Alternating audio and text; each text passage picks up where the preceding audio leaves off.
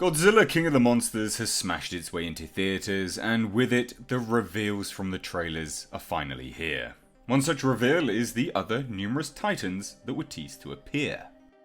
Although they had limited screen time, this opens up and expands the lore of the Monsterverse just that bit further, and today, I want to explore a very familiar titan, one that was not actually teased in the trailers, and that is one which is shown at the end of the film. Another MUTO, which first appeared in 2014's Godzilla by Gareth Edwards, and I wanted to explore the reasons as to why this MUTO bowed to Godzilla. The MUTOs, or Massive Unidentified Terrestrial Organisms, are the placeholder titles to the titans that were seen in the original Legendary Godzilla film. They are the natural enemies to the Godzilla species. In fact, Godzilla is the prey to the MUTOs. They require the radiation within Godzilla to procreate and lay eggs, and as such, they have a natural and instinctive hatred for one another.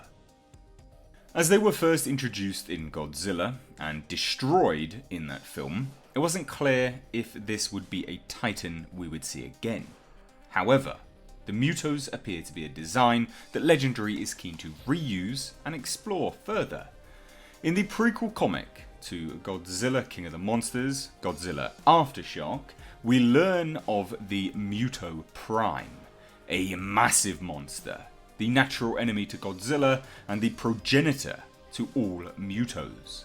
Although in this prequel comic the monster is vanquished, more of her kind is clearly lying dormant around the world, as Monarch is monitoring another female MUTO.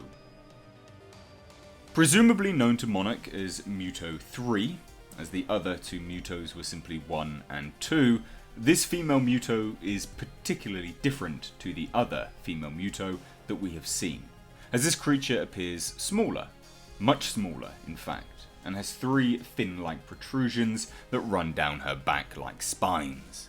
The leg joints of this MUTO are noticeably different, as they all seem to end in a sharp point, and the exoskeleton structure of MUTO 3 is a grey rather than a black coloration her brethren had. Now, why would this MUTO bow to Godzilla, being natural enemies? The MUTO was only in Boston due to being awoken by King Ghidorah's call to arms. It was very apparent that she was under the coercion of the alpha predator, respecting his prowess and overall strength. This indicates quite clearly that although these titans could be enemies, they respect a hierarchy system of sorts. Although she and the other titans arrived too late to assist their new alpha in combat against Godzilla, it's very clear that that would have been the intent. However, upon arrival, they bore witness to the horrifying end of their alpha, his head being blasted with atomic breath and eviscerated.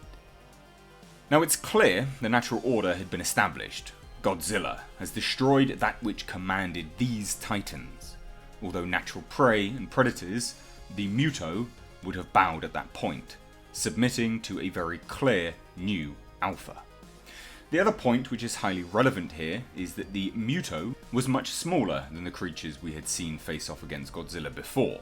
It could be due to this that the MUTO submitted, an adolescent of sorts, and maybe in the future will look to usurp her master and prey on him. But that, ladies and gentlemen, is the new MUTO explained. Kind of. Is this an addition to King of the Monsters that you liked, or did you think that it was lazy? Personally, I really like seeing the MUTOs again. I do, however, feel like it would be somewhat better just to swap them out and continue on with other things, but I do agree and I can see the point to reusing them. Just because they were in one film doesn't mean they are one and done, they are a species. So it makes sense that there would be more lying dormant around the world.